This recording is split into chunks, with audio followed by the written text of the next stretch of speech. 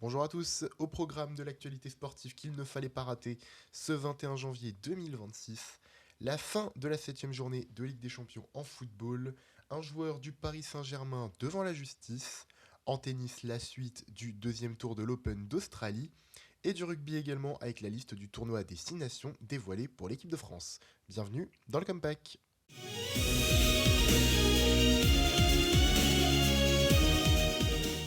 Et on commence donc avec la fin de cette 7ème journée de Ligue des Champions et une nouvelle défaite pour un club français, c'est l'Olympique de Marseille qui s'est sèchement incliné au Vélodrome contre Liverpool sur le score de 3-0, des buts de Dominique Zoboslai et notamment un contre son camp de Geronimo Rulli. Dans les autres résultats de la soirée, victoire au forceps pour le FC Barcelone contre le Slavia Prague, 4 buts à 2. Le Bayern n'a pas eu besoin de forcer pour s'imposer contre l'Union Saint-Gilloise, 2-0.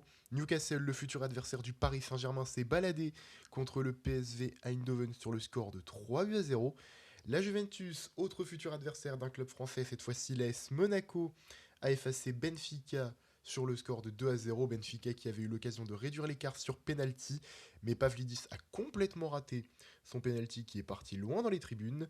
Chelsea s'est rapproché du top 8 avec une victoire 1-0 contre Pafos. L'Athletic Bilbao a renversé l'Atalanta Bergame pour s'imposer 3-2.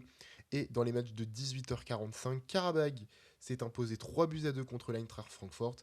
Et c'est une des surprises de cette 7ème journée, l'Atlético Madrid a été tenu en échec, un but partout par Galatasaray.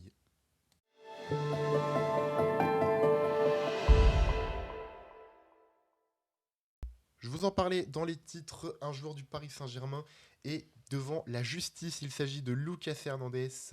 Avec son épouse, ils sont visés par une plainte pour traite d'êtres humains et travail dissimulé, déposée par une famille d'anciens employés colombiens en situation irrégulière. Ces derniers dénoncent une exploitation proche de l'esclavage moderne, caractérisée par l'absence de contrat de travail, des horaires abusifs sans repos et des conditions d'hébergement indignes. Une enquête préliminaire est actuellement menée par la justice française pour vérifier ces allégations que le joueur conteste formellement.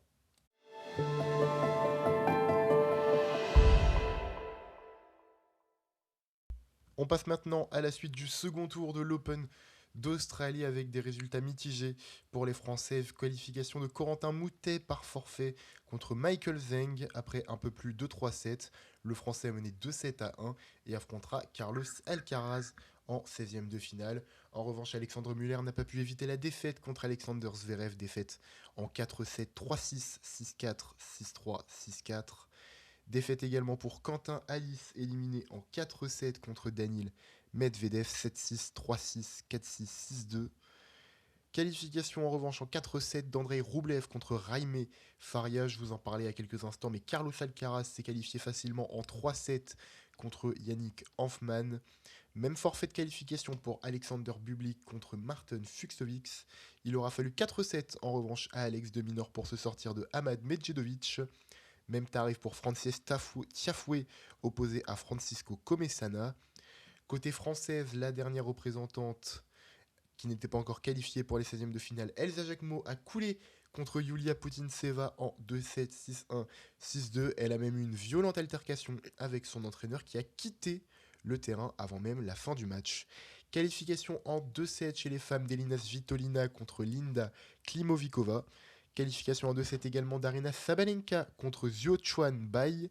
Qualification de Victoria Mboko contre Karine McNally, de Coco Gauff contre Olga Danilovic en 2-7. Même chose pour Mira Andriva et Jasmine Paolini, vainqueurs respectifs de Jasmine Paolini et de Maria Sakkari.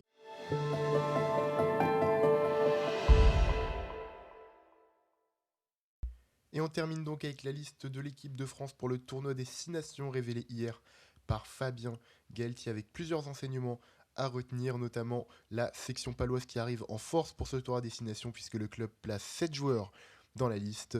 Oradou, Dobagna, Atisogbe, Grand Didier, de nouveaux appelés Broboiry et Harfeuil. Fabien Galtier a également appelé pour la première fois Staniforce, Calvin Gourg ou encore Hugo Seun. Et au niveau du capitaine de ce 15 de France, ce sera le grand retour d'Antoine Dupont avec le brassard de capitaine. Le tournoi Destination démarre le 6 février et on espère que l'équipe de France va réaliser le back-to-back et pourquoi pas le Grand Chelem. Le Compact, c'est désormais terminé. Je vous donne rendez-vous dès demain pour un nouveau résumé de l'actualité sportive, avec notamment la suite de l'Open d'Australie et la 7e journée d'Europa League. Très bonne journée, à demain!